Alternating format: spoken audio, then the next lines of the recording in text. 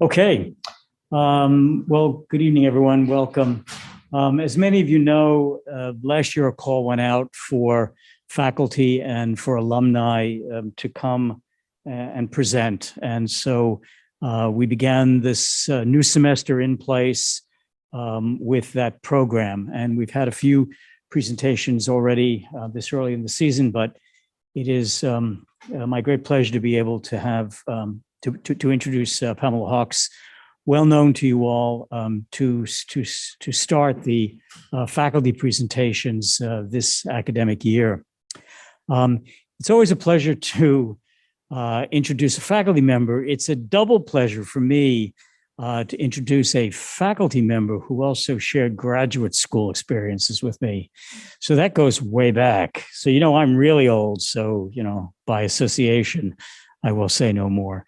But really, it was a great coup for us to be able to get Pamela Hawks to come to Penn to lead the preservation design concentration, and then a few years ago to take on the leadership role in terms of the MSD in historic preservation. And I'm happy to see many of you here in that program tonight. I actually don't need this to introduce Pam. It's a prop for me, but I'll keep it short and to my memory. But Pam has, I think it's worth talking a bit about Pam's career trajectory, because you all have it easy compared to what it took back in the dark ages to become a preservation architect, or an architect who embraced both contemporary design and historic context. Meant racking up a few degrees, quite honestly. The dual degree had not yet existed as it does here at Penn. So Pamela's training is in fine arts, and then in historic preservation at Columbia, and then at Berkeley, where she got her master's in architecture. She was a partner in Ann Beha, and those of you who know and company's work is synonymous with contextual design, where history is the context. And then went on to, after her many years there, went on to continue her professional practice with her husband, Scott Tees at Scattergood Design. So she's here really with two hats on, as leader and faculty member of the preservation design concentration and the MSD, but also as a practicing architect who's going to talk tonight about her work on a very special project. I don't think we've ever had a topic quite like this presented. Design for Chosen Land, building at Sabbathday Lake Shaker Village in the 21st century in Maine. So Pam, thanks for doing this for us, staying late and presenting your work. It's a pleasure to see so many of you here. And it's especially a pleasure to be able to talk about this work. When Frank put the call out, he emphasized that it was to be research presentations. And I will tell you that although I am an architect, this is going to be a much more research-based presentation, because we don't actually begin work on our project until January. But I couldn't resist the chance to present this unique site to you, because its preservation touches on so many aspects of the challenges that face us in the profession today. I think particularly those related to intangible heritage and traditional cultures, and who gets to decide what is appropriate preservation strategies for them. I want to give you a brief history of the Shaker culture and site, and share some key challenges associated with its first ever master plan, which was completed last year. Then I'll outline some initial thoughts on the design of the first new building on the site in more than 60 years. And I'm sorry not to be able to be joined tonight by Scott Tees, my husband and partner, who would share his own thoughts. But I'm looking forward to having some discussion afterwards, I think. I should start by saying, who's heard of the Shakers? So a few hands, but a few no hands at all. And I should say, what do you know? Do you know mostly their design and furniture? Yes. How many of you know about the culture? A few, good. So I want to start by just talking a little bit about the history. So the United Society of Believers in Christ's Second Appearing, the group that we know today as Shakers, was founded in Manchester, England in 1747.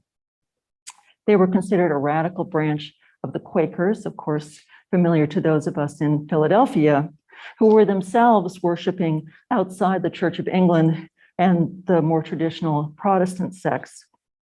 In 1774, on the eve of the American Revolution, Mother Ann Lee led a group of followers to the United States.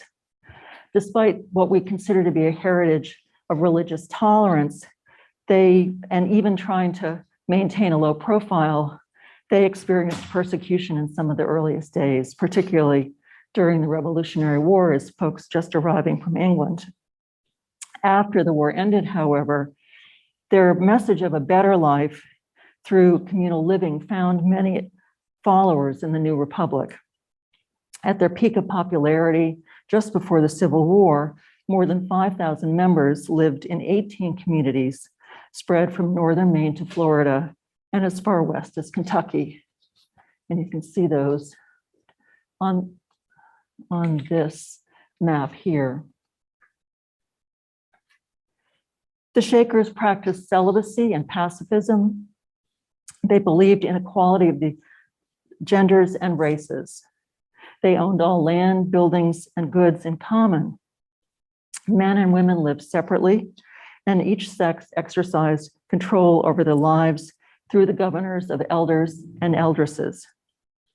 Shakers called each other brother and sister and lived in what they called families. And the early converts often joined as families, fathers, mothers, and children. During the early and the most active periods, the villages also took in abandoned or orphaned children and educated them and taught them trades alongside the sisters and brothers. And then once they became of age and could make a free decision, gave them the option of joining the society. In worship and in daily life, sisters and brothers sat and worked separately, as seen in this 19th century view of the meeting house at Sabbathday Lake. The name Shaker came from the ecstatic dancing inspired by the Holy Spirit that often occurred during worship. In the early decades, worship services were open to the public, and authors such as Charles Dickens, Herman Melville, and Henry James came to observe and report. Shaker music, largely performed without accompaniment, has become part of our culture. Their song, "'Tis a Gift to Be Simple," will be familiar to many of you as it forms a key theme in Aaron Copland's Appalachian Spring. The Sabbathday Lake community, which you see with the red dot, was established in 1794 on the farms of 4 families who joined that year. It adapted existing farmsteads, incorporating vernacular traditions that have since become associated with Shaker architecture. The meeting house was constructed the first year, reportedly under the direction of Shaker Moses Johnson, also responsible for meeting houses in Canterbury, New Hampshire, and Shirley and Hancock, Massachusetts. Its remarkable open floor span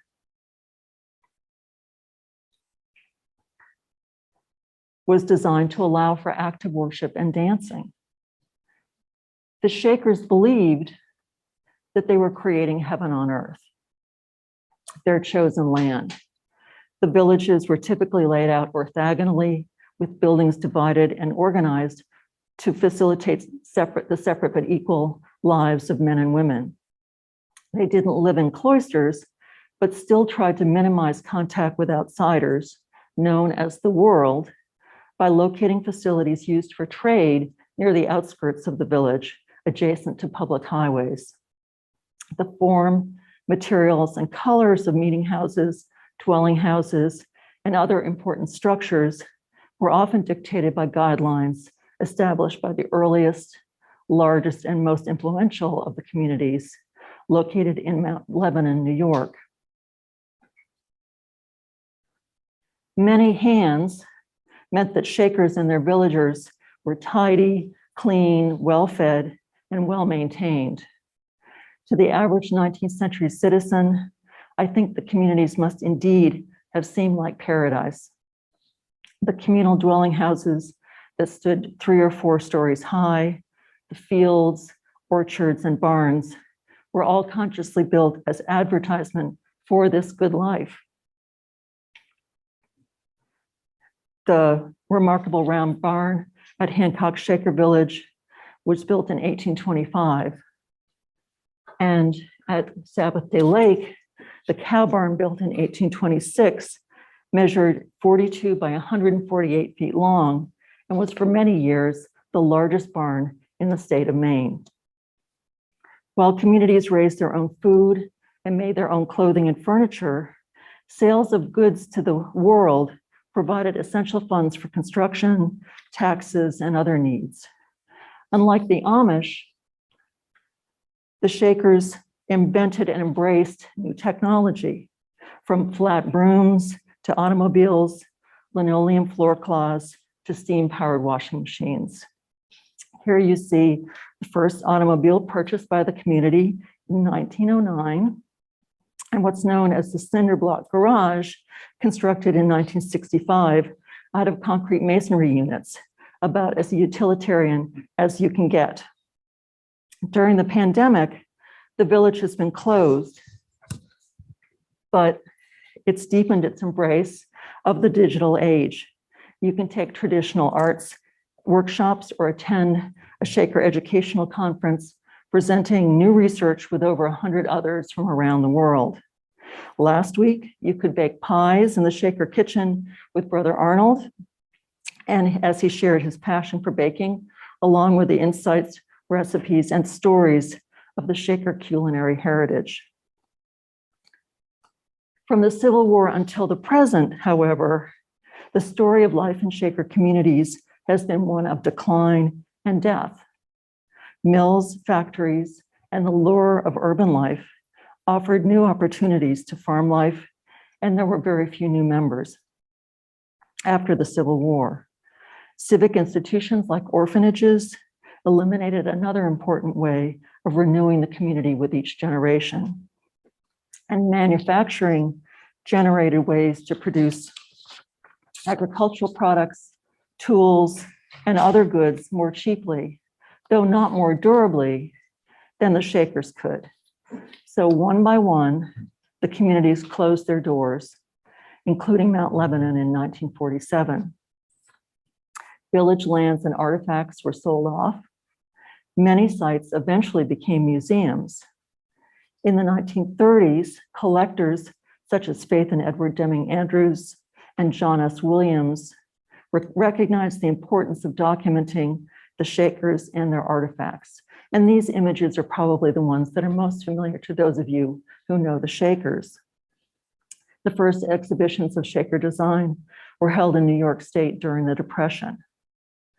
Shaker furniture has traditionally been valued for fine quality, with simple forms, handsome proportions, and no applied ornament, something that was considered associated with the sin of pride. In the 20th century, these newly discovered artifacts found resonance with modern aesthetics, not surprisingly, creating what has become now known as the Shaker style.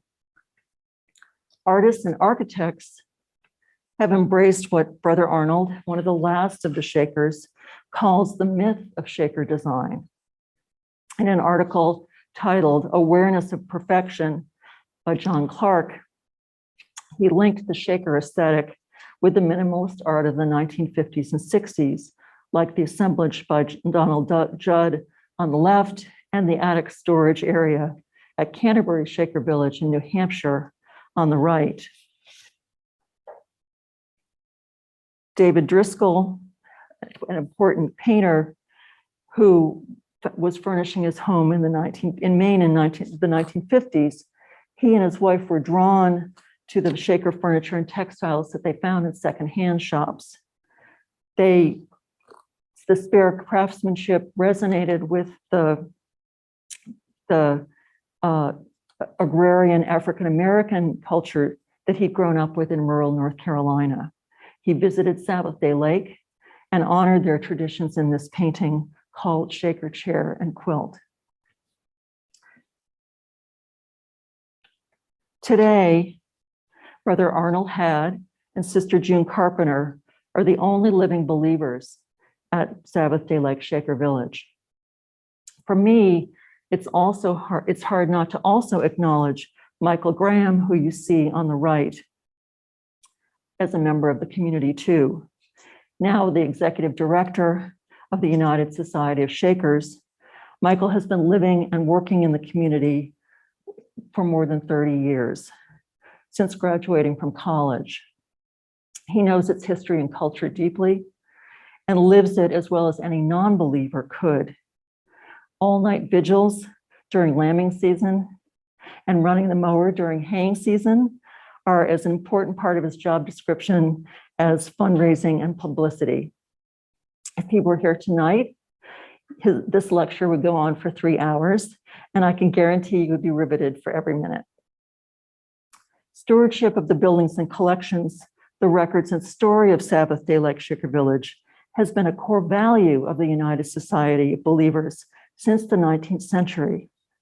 They capitalized on Maine's tourism industry after the Civil War, hosting tourists from the nearby Poland Spring Resort, still known for its famous bottled water, to attend Sunday services or shop in the Shaker store for candy, preserves, sewing baskets, or herbs. At the same time, the Sabbathday Lake Shakers began collecting and preserving their records.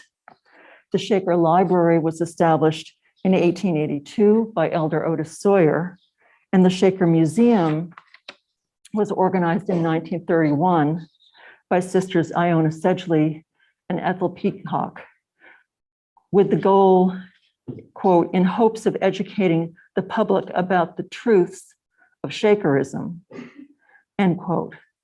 These days, there's a new awareness of the frictions inherent between most ethnographic museum exhibits and the voices and values of the peoples that they depict. Frictions that were highlighted by the symposium held at the Penn Museum just last week.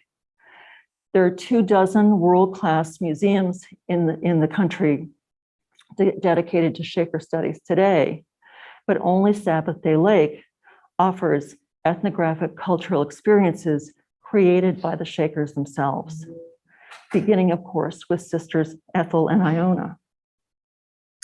The site was placed on the National Register of Historic Places in 1969 and awarded National Historic Landmark status in 1974, further demonstration of the significance of the site and of the Shakers' commitment to preservation and as well among the changing physical and economic landscapes. For decades, New Gloucester, located just 24 miles from Portland, has been feeling the pressure of residential development on former farmlands. In 2006, a state highway was built to the northwest of the village. And around that time, the Trust for Public Land, Maine Preservation, the New England Forestry Foundation, and a number of other conservation, government, and private groups and individuals in Maine recognize the fragility of the site and its unique value to the state. This map shows watersheds around the village, with the village, I'm sure there's a pointer here. Oh, there is. So the village is actually, these are the lands of the Shakers. Here's Sabbathday Lake. And then in green, you see all of the other watersheds and open lands in the vicinity. They partnered with the Shakers to raise $3 million to purchase preservation and conservation easements that would prevent development of the land and buildings of the village and create a maintenance endowment for the 1,700-acre site. Last year, the first ever master plan was developed for the site, led by Red Dot Studios from San Francisco. Scott and I joined the team to document existing conditions for the site's 19 structures. We assessed the regulatory framework, considered potential impacts of climate change, and drafted a preservation philosophy. As in any project like this, we were not alone. We had a great team of local consultants, engineers, and sustainability consultants, as well as landscape architects.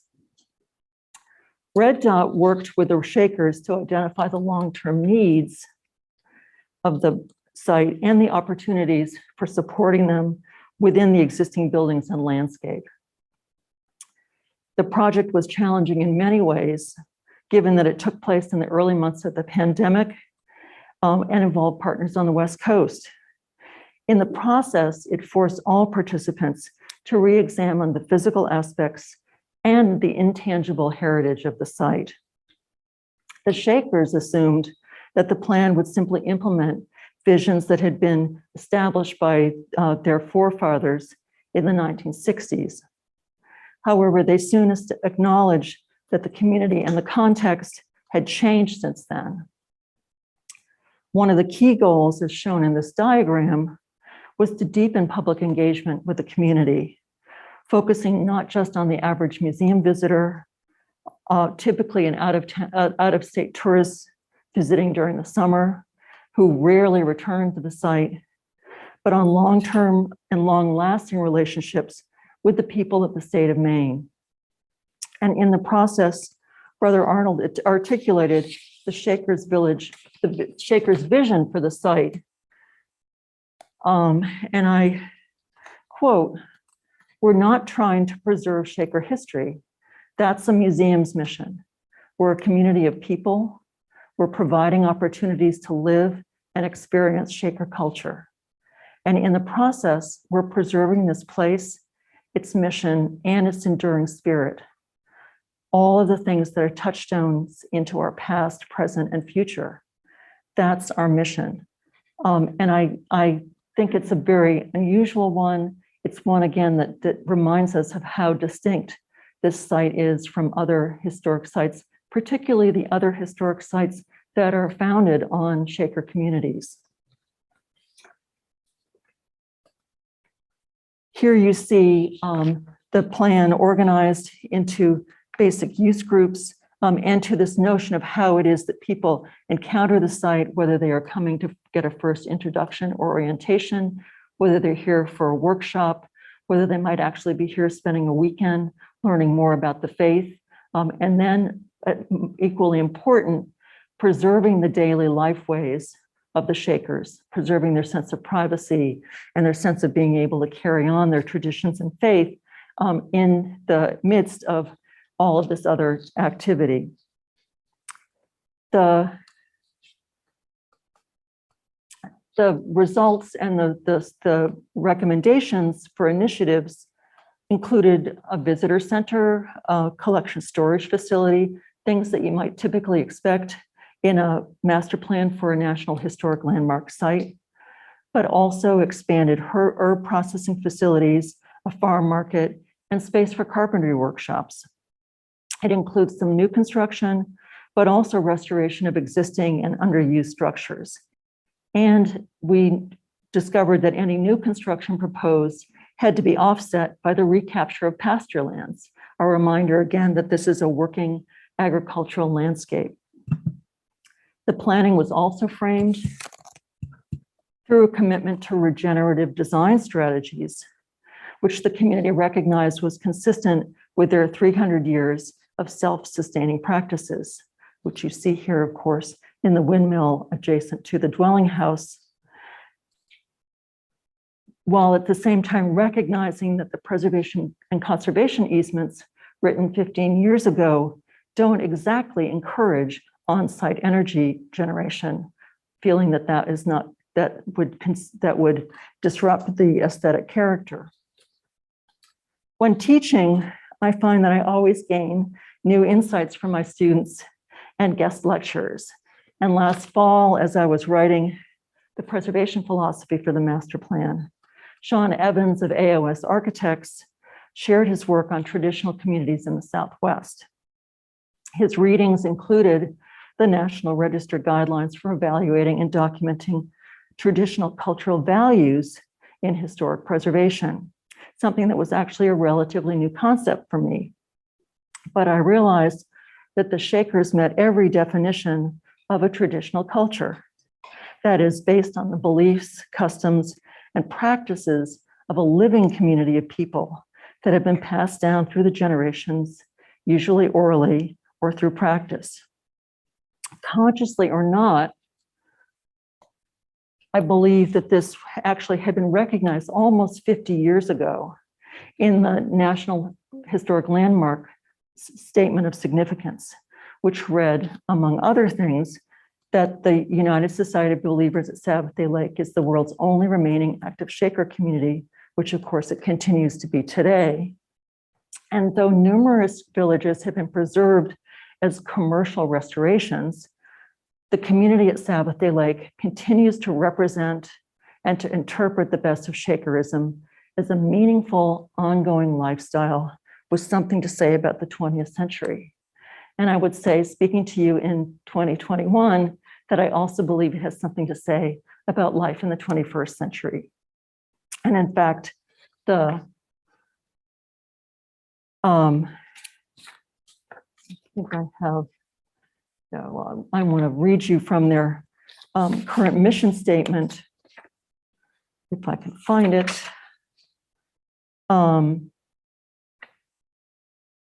Shoot. I will come across it because it's something that they've been working on. Okay. And interestingly, this distinction between a traditional community and a more traditional historic site was actually also recognized in the preservation easement that was created. And although that wasn't explicit, I think if you read between the lines, it comes through.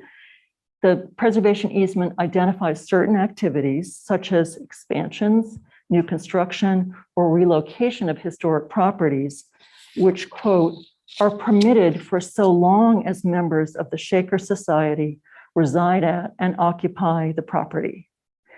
Equally important, the easement stipulates that while there are still Shakers residing on the site, if the Shakers and Maine Preservation, which is the statewide nonprofit that's the holder of and enforcer of the easement, cannot agree after consultation and mediation, then the Shakers may undertake the activity without the concurrence of Maine Preservation. So essentially, it gives the Shakers the ongoing right to decide what is right for their site. However, once there is no member of the Shaker Society residing at and occupying the property, then the same activities would be permitted only with prior written approval of Maine Preservation, something that you would more typically expect to find at a historic site. And of course, most of the preservation standards that we know are really created to limit change. But in the case of traditional communities like the Shaker Village, evolution and change may be essential to their survival. And Brother Arnold notes that at the Shaker Village, adaptation has been a core value from the beginning of the site. Their land came from farms donated by families who joined the faith. Those buildings were adapted to new uses. As the communities closed down, the furnishings and tools were brought into the remaining communities. And then as they dwindled further in size in the 20th century, structures were burned or dismantled. This, for me, raises a really crucial question as both a preservationist and a designer. Who decides what's appropriate for Sabbathday Lake Shaker Village?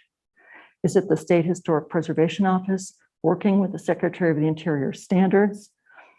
Or is it the Shakers?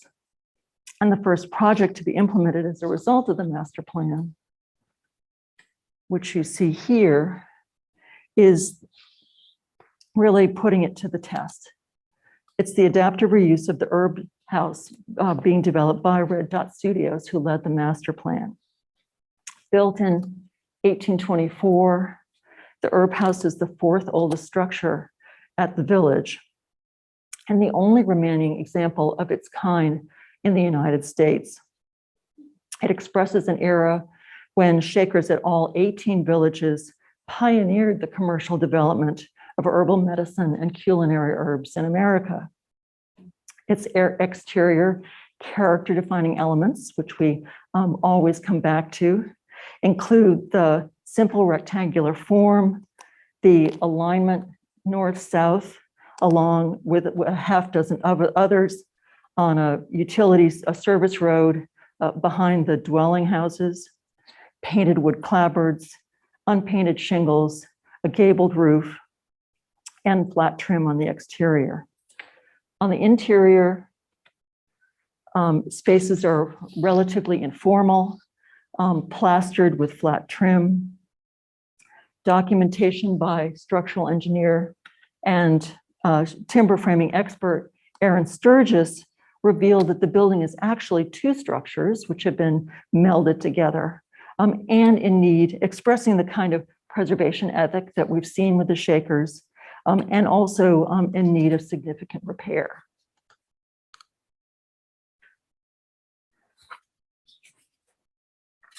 At the turn of the 20th century, the development of the pharmaceutical industry on a large scale led to the collapse of the herb business throughout the Shaker communities.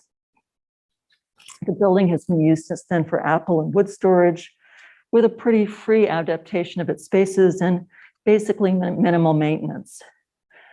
In other communities, its counterparts have been demolished. Today, the Sabbathday Lake Shaker herb business is flourishing as people everywhere rediscover new flavors and new foods, cooking at home, and all that it brings. More important, the herb business has become a gateway into Shaker heritage for educational programs, therapeutic and goal-centered learning, and community partnerships.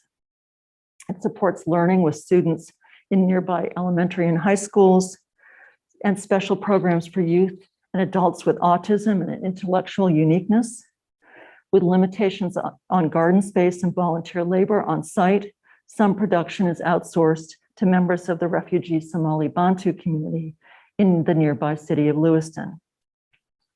The proposed redesign, so here's the mission. Which again, I think when we talk about incorporating into the 21st century could not be more up to date. So acceptance, community, inspiration, generosity, inclusion, and empowerment happens in spaces, buildings, and landscapes that are kept in working order or are purposely brought into working order.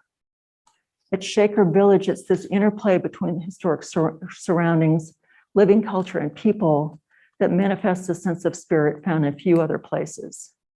The preservation of the spirit is as important as the buildings, fields, and forests where it dwells. This is the start of the capital campaign document, but I think recurs over and over in the kind of outreach activities that they really kind of encapsulates the outreach activities that they've been doing for the last 10 or 20 years. So the proposed redesign places the herb processing facilities on the second floor with a large workshop space and self-guided exhibit on the first floor. And then, like most of the buildings at the village, the herb house was built on a sloping site with pretty minimal foundations. And so in order to, which have shifted because of frost and erosion over the years, to create appropriate foundations, the building will actually be lifted up and excavated underneath, which provides an opportunity to create a basement space with room for cooking demonstrations and other activities, and also an expansion with this woodshed that you see in a historic photograph on the left and recreated in a using the same form, but with a more modern expression of the openings.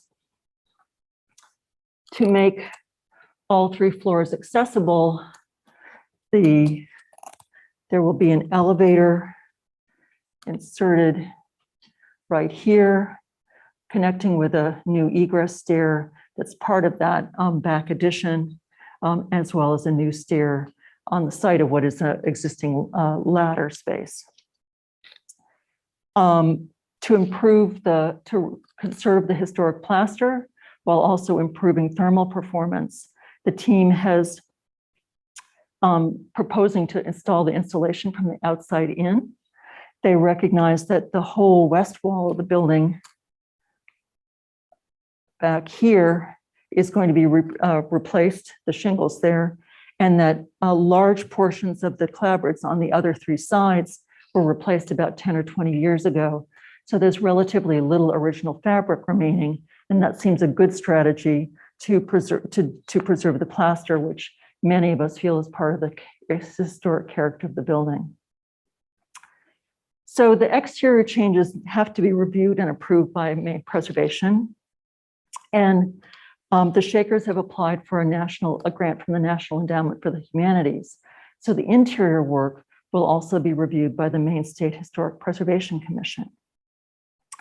And the preliminary review that took place just last month led the State Historic Preservation Office to raise concerns about the potential adverse impact of this project.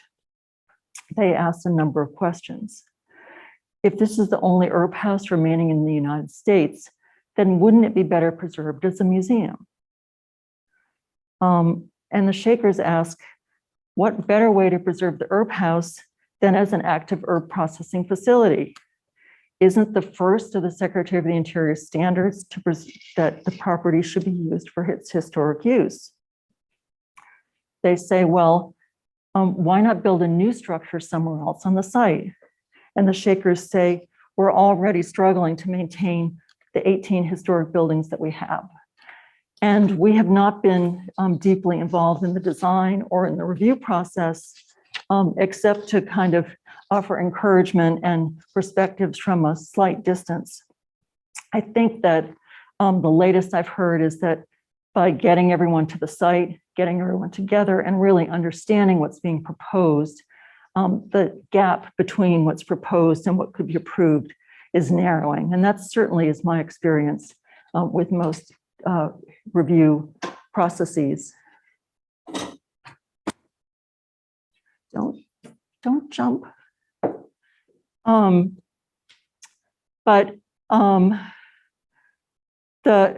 This is the kind of framework in which our project is going to begin, which will be the reconstruction of the original Trustees House as the Welcome Center or Visitor Center.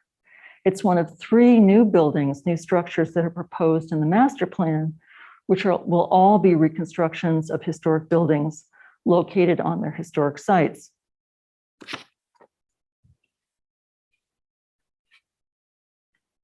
And you see here the overall master plan. The herb house is located here. This is the former Maine highway. The Welcome Center will be right here. And here you see an acknowledgement that when there was a proposal to put a new collection storage facility in a historic site in the middle of the cow pasture, that the master plan had to include a new pasture site as well. For the Shakers, reconstruction is an obvious solution for new activities that won't fit into existing buildings.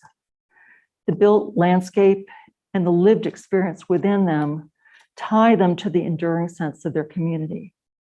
Walking from the dwelling house to the barn at dawn to feed the livestock and muck out the stalls, they sense how their footsteps follow those of brethren in the past, how the views that they have are the views that their brethren have had.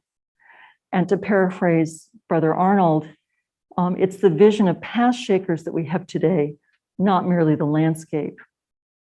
That this is that the idea that the faith is tied to the space is very, very strong.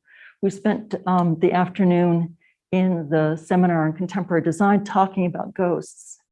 And I think that sense of a spirit in a place is something that all of us, that the reason we're in the room today is because we've all felt that to a certain extent. To the Shakers, it's a much more deliberate, much more present experience and part of their own spiritual practice.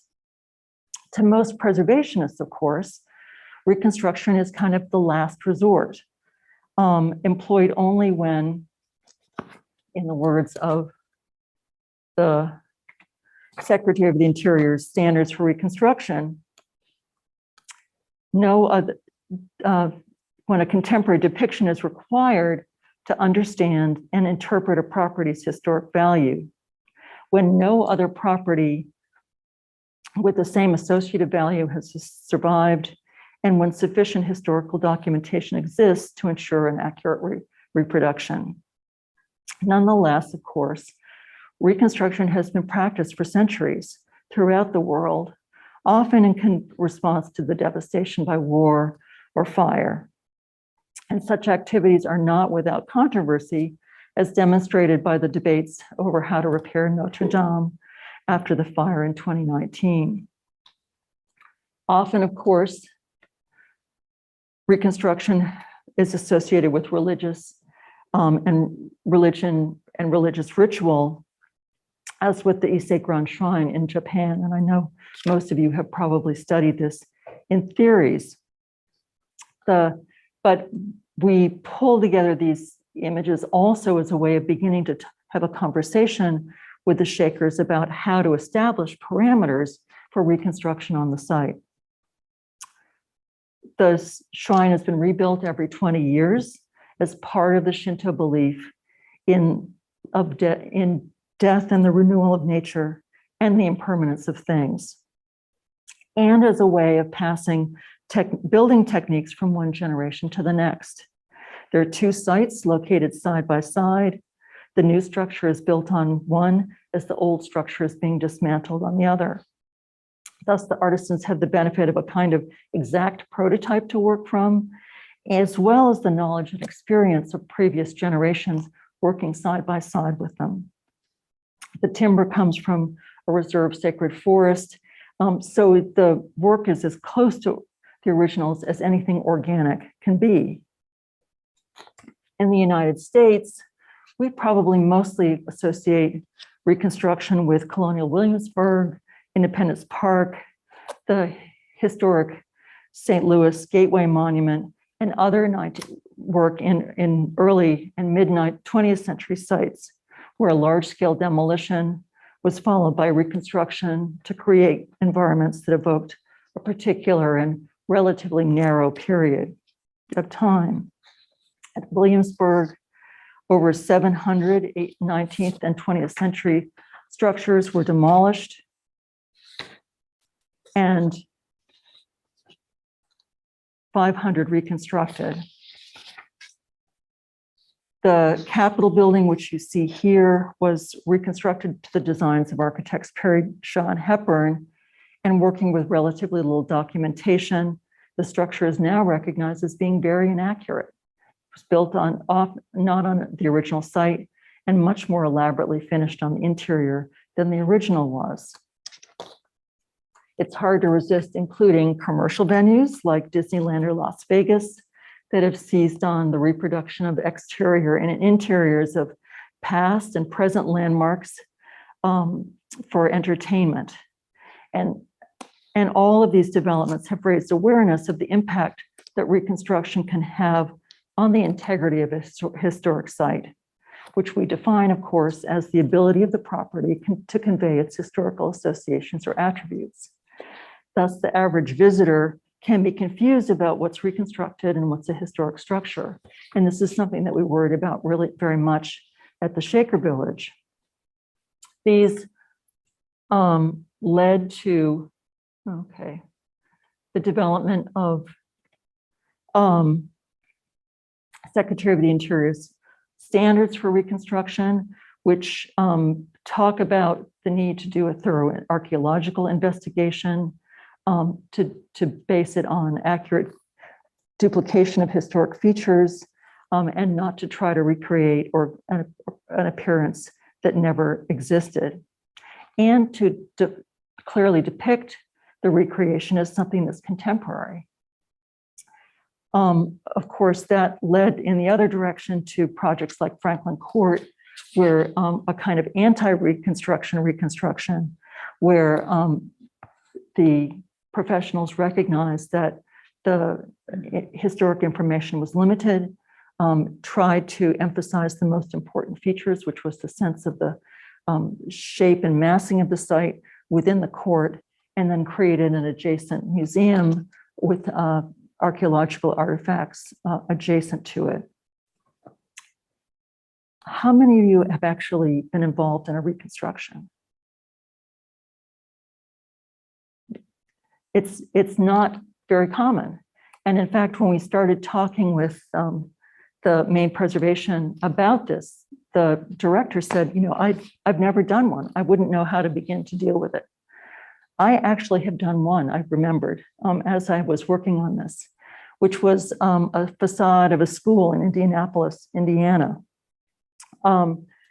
It's an early 20th century school, not particularly noteworthy, but was demolished in 1985 as part of the creation of a state park.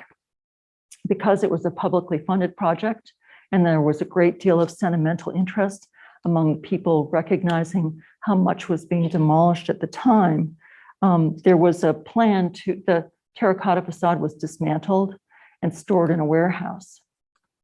And while I was principal of a project for Ann Bay Architects, our team was asked to put the facade back together several years after the demolition. So we measured and cataloged all the remaining facade elements.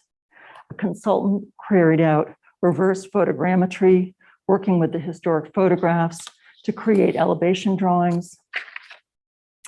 And then the facade was reconstructed inside the Indiana State Museum, which you see on the right-hand side, which happens to be located near the school's original site. So that brings us back to Sabbathday Lake. And the acknowledgement that in the 1960s, the Shakers had proposed reconstructing the Brethren shop, which you see here on the right, the little white frame building. It had been built in 1800 and destroyed in 1907, and they planned to use it as their museum and library.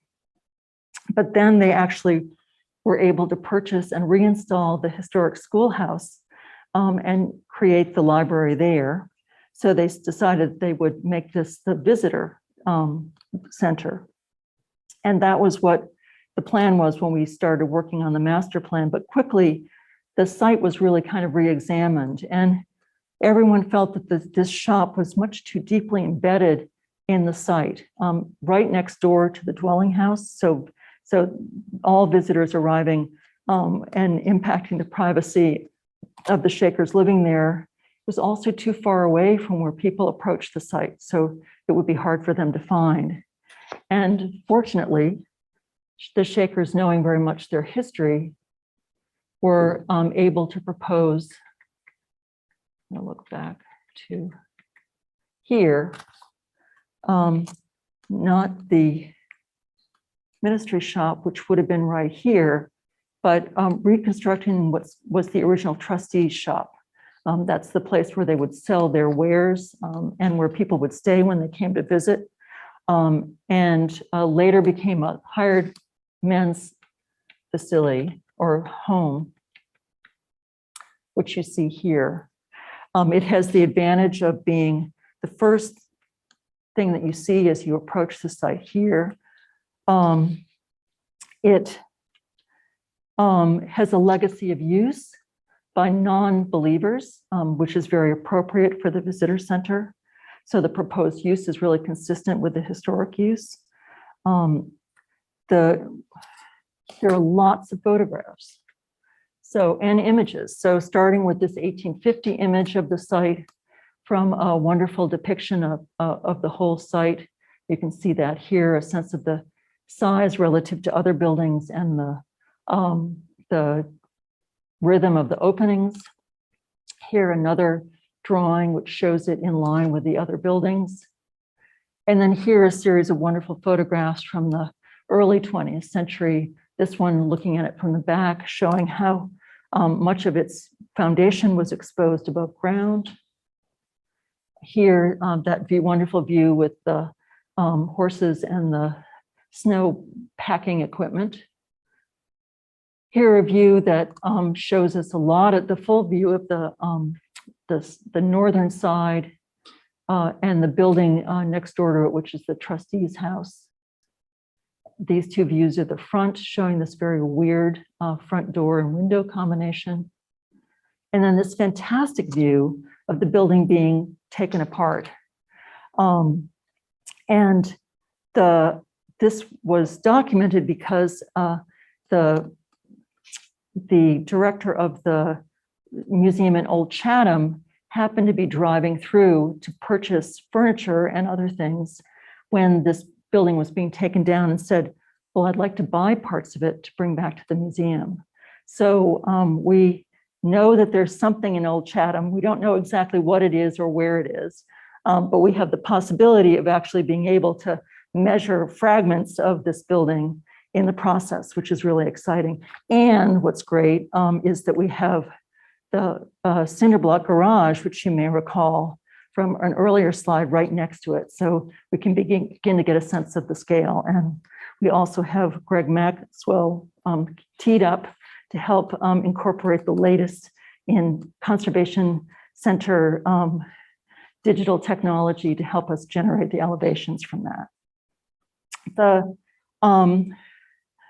For me, there are a couple of other good pieces.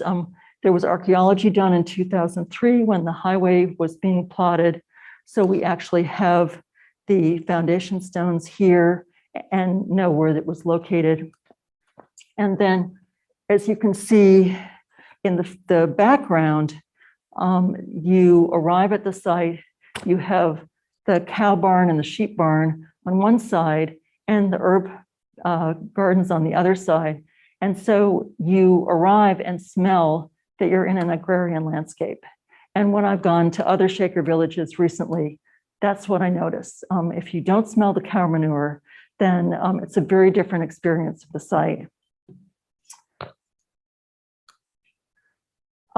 We see that there are, as with the challenges, there also are opportunities for the reconstruction, that we can, base it on the best historical research, and in the process, deepen our understanding of Shaker construction, that we can, this idea of reconstructing structures that are important to the past and current Shakers as a way of strengthening the lived experience of the site, and then trying to find a way to clearly identify this as a contemporary reconstruction.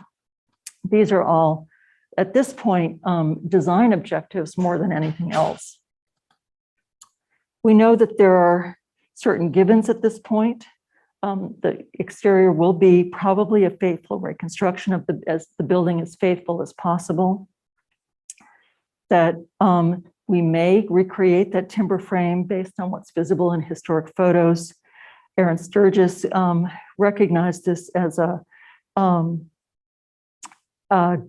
drop tie barn, which I don't know what that is, but it was very exciting for him. And also was able to recognize, if I can go back here, that it was actually not just that barn, but a building that has been added to, has had a story added to it in the process, again, telling the story of how the Shakers actively used and reused their buildings. How much, the degree to which we reproduce that is something I think we're going to be discussing.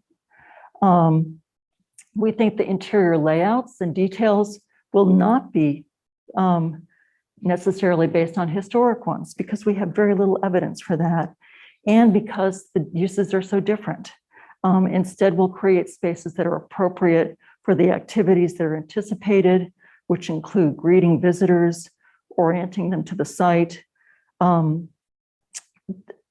letting them know about tour options, some kind of a small theater for an orientation video, a friend's gift shop, and most important, public restrooms and staff offices.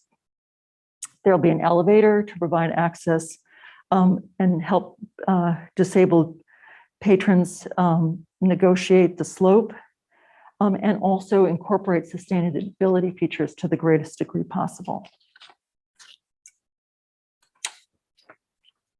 So then, of course, comes the question, what will it look like? What does it mean to build in the Shaker style in the 21st century? And as I've said, for the Shakers, the built legacy and religious practice are intertwined. And for the past year, we've been told that anything deliberately foreign to the culture, and of course, what we always say is that a new building on the site should look like it was built in the 21st century, that would seem foreign and disruptive to the balance on the site. But actually, even that seems open to discussion, which is really exciting. We hope that it'll bring new opportunities to express Mother Anne's philosophy of meeting each soul where they stand. And that seems to be a particularly appropriate mission for a visitor center, especially since it's been reaffirmed in Sabbathday Lake's capital campaign, this idea of a campaign in the elevator speech, preserving simplicity, love, and community now and for the future, which I think is something that actually makes me pretty excited. Of course, we might look at precedents, and I'll run through a few. Naturally, the first place to look might be at other Shaker museums. Canterbury Shaker Village in New Hampshire is the closest one to New Gloucester. With Ann Bay Architects, I actually led preparation of a historic structure report for the Church Family Dwelling House, the largest structure on the site in the mid-1990s, not long after the death of the last Shaker there, Sister Ethel Hudson. When we returned a month ago, I was really struck by how similar the structures and the organization were to those at New Gloucester, but how different that site felt from the working landscape that is Sabbathday Lake. They actually have tour guides who look a bit like Shakers, but they don't have Shakers. At Canterbury, the ticketing and museum shop is actually located in a former carriage barn right inside the campus.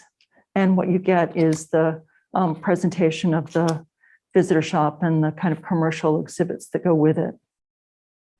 We might look to New Harmony, Indiana, site of two significant 19th century utopian communities, very much like the Shakers.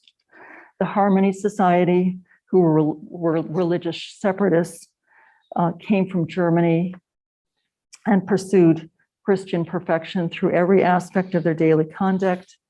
And just 10 years later, after purchasing the site in 1814, they sold it to Robert Owen, who also hoped to establish a model community where education and social equity would flourish. In 1979, Richard Meyer and partners created a structure called the Athenaeum there as a center for visitor orientation and cultural community events associated with the community of New Harmony. It's something that I certainly remember looking at when I was in architecture school. I try to help my students understand how few examples there were of any kind of contemporary architecture dealing with historic context back in the olden days. And here Meyer is using very Richard Meyer architecture, an architecture of kind of geometry and balance to express a sense of harmony, as well as the historical journeys that the founders took in arriving at the spot. But this is a huge building. And so is this really elegant solution to protection of an archaeological site where Peking Man was discovered. And I discovered this design thanks to Lin Jing Wang, who introduced it in our seminar this semester. Here, the covering recalls the original shape of the hillside before the excavation, protecting the artifacts from the elements while maintaining a sense of the original climate. This is too big and much too far afield, certainly in terms of the building type. So we might look at a site structure that's more modest in scale and somewhat familiar in terms of its materials. This is a gallery that was built next to the visitor center for the Farnsworth House by, of course, Mies van der Rohe in Illinois, designed by the IIT's Design Build Studio in 2014. And there's a lot about its simplicity that to me speaks to the vernacular buildings of Sabbathday Lake too. Or we might look at this house by Cutler Anderson Architects, looking at a typological precedence. In this case, the Southern New England Tobacco Barn, but reinterpreted with an eye toward passive systems and ingenuity that I think the Shakers would recognize. And finally, we might look not to forms, but to feelings, to the intangible, which is at the heart of what we hope the visitor will gain from their experience at Shaker Village. 15 years ago, I visited the Moss Garden in Kyoto. Our group entered the precinct gates, but we didn't go immediately to the garden. Instead, we were escorted into the temple itself, where we sat down, about 40 or 50 of us at low tables. We began chanting, and then we were passed a piece of paper and told to trace the Buddhist sutra that we had just chanted. We picked up our sumi brushes and dipped them in ink, and then we spent 10 or 15 minutes carefully tracing over the calligraphy. And only then did we get to go to the garden. And in the process, much calmer in spirit than when we had arrived. And I think in a mindset much closer to that for which the space was originally designed. And in 6 months or 8 months, I hope I can share with you some renderings and some concepts. For us, this is always the most exciting part of a project, a design journey, as we think about how to balance new visions for the Shaker life while preserving the spirit of a really special place.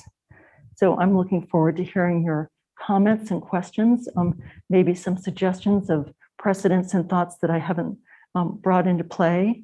And thank you so much for coming and listening. Thank you very much, Pam. That was, it was an amazing kind of presentation of background and context. And I'm really curious, so there's this idea to continue to use the site, but it's my understanding that there are 2 Shakers left, right? So are the proposed uses new uses, or are these ongoing? They are in most cases ongoing. I mean, they are expansions of things already going on. So the herb house the production is actively happening right now. It happens to be in the attic of the sister shop in facilities that don't work particularly well. So the idea is to bring this out, to make it more public, to make it easier to accommodate more people in the process of doing it. And really, it's a matter of also acknowledging that what sustained this place 100 years ago was more people than are living there now. And to try to do it in a way that's consistent with the Shaker way of life. And so this idea that what we all hope to be of purpose has been an opportunity through the herb business to welcome and embrace people who have not been able to find a purpose in other places actively. And for me, when I came for my first visit with Michael Graham, that was that kind of grabbed me, is because it's not about this place as a historic artifact. It's about a place that is honoring the tradition of welcoming people, no matter where they're coming from, and to finding a useful way, a way for them to be of use and purpose. So that's maybe a slight, it's not going to be Shakers who are doing it, but it's going to be people who are able to follow those paths and have a way of life. There'll be a new collection storage facility. Right now, they're actively gathering collections that had been sent all over the place that belong to Sabbathday Lake. Right now, they're sitting in the attic of the dwelling house, which is not a very good place for them. So they're going to reconstruct the cow barn as a collection storage facility, because they can, in reconstructing it, actually make an envelope and a structure that is suitable for collection storage in a way that none of the existing historic buildings on the campus can. So it's this balance between repurposing or expanding the uses of existing buildings, and then saying for some structures, we can't do it. We're going to build one on, in the envelope that was there before. Does that answer your question? Yeah, I suppose all managed still by, there's a coherent enough sort of organizational structure or institutional structure that's already managing these kinds of uses and then just wants to carry them forward. Yeah, and the museum as a nonprofit has been happening since the 1960s. The difference is that at Canterbury, there was an organization formed in the 1960s, but it's not been directed by Shakers since the 1990s. And what's been remarkable to me is working with a group of people who can say nay. You say, we're going to do this, and they say nay. And I'm not, I'm used to working with nonprofit boards and stuff, and you get together and you say, oh, well, don't you really mean this? And don't you really, and for us as designers to learn to respect when someone says, no, this isn't our way of life, has been a real shift for me. And so I think that is the distinction. And I think the thing we're almost worried about is what happens when and if. And there has been a novitiate who left the community last year. I think they would like to think that people might embrace the lifestyle, but they also are quite realistic that they may not. And so this effort is actually to put in place facilities and activities that will sustain the lifestyle and the values for the future. Thank you. You're welcome.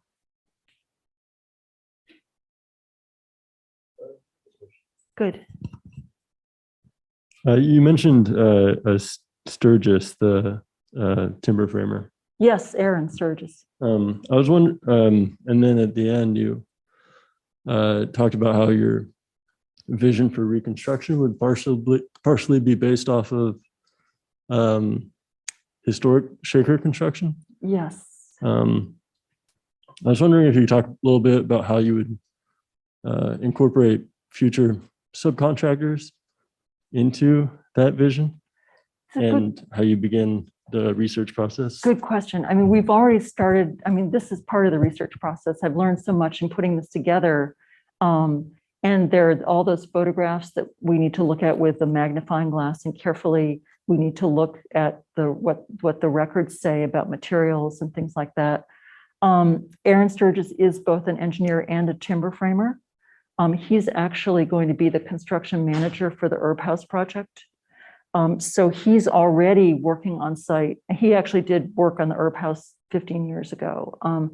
And if he was giving this lecture, you'd hear a completely different but equally passionate love for what he finds there. And I think Michael Graham says, people come to this place because they feel something that connects them to it. And I may be getting far from the site, from your question, but the idea, well, he'll be working with us from the beginning. He'll probably put the cost estimates together.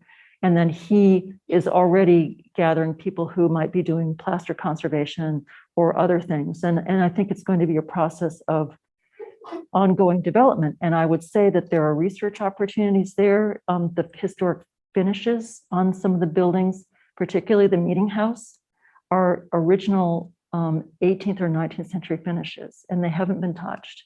And to be able to document those things and make it part of the legacy of the site is fantastic. That's a kind of aside, but it's really important to have good craftsmen. It's not the kind of thing that we can do competitively on a competitive basis, which makes it hard because the resources are limited.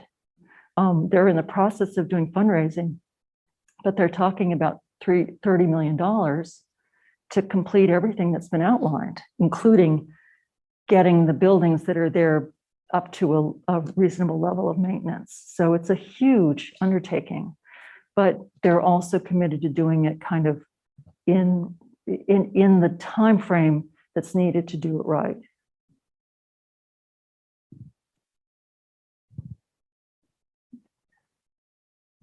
Do you find that that's consistent with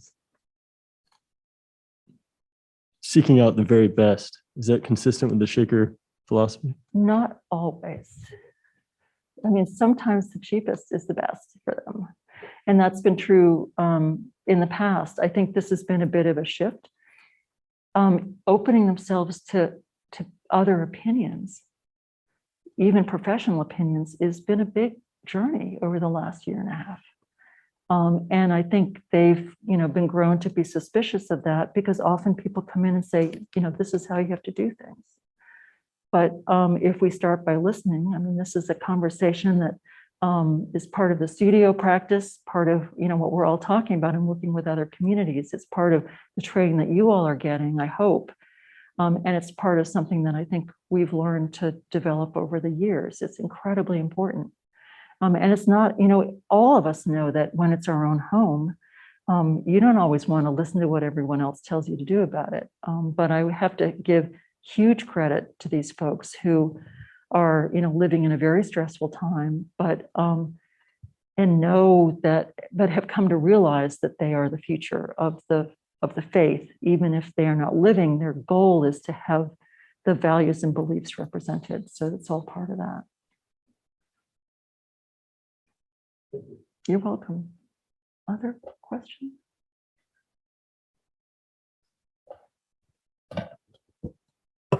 I don't have a question. I was just deputized by Frank, who had to leave to wrap things up. So I was going to ask if there was one more question, and then we'd give Pamela a chance to. I'm also happy to hang breath. out afterwards, and you always know where you could find me too.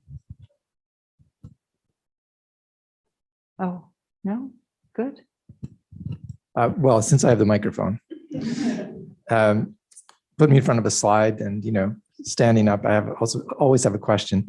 I'm sorry I missed the first few minutes, so forgive me for being late, and I may have missed this, but has part of your team's conversations with the remaining Shakers been explicitly about the day after there are no Shakers left? Mine has not to date.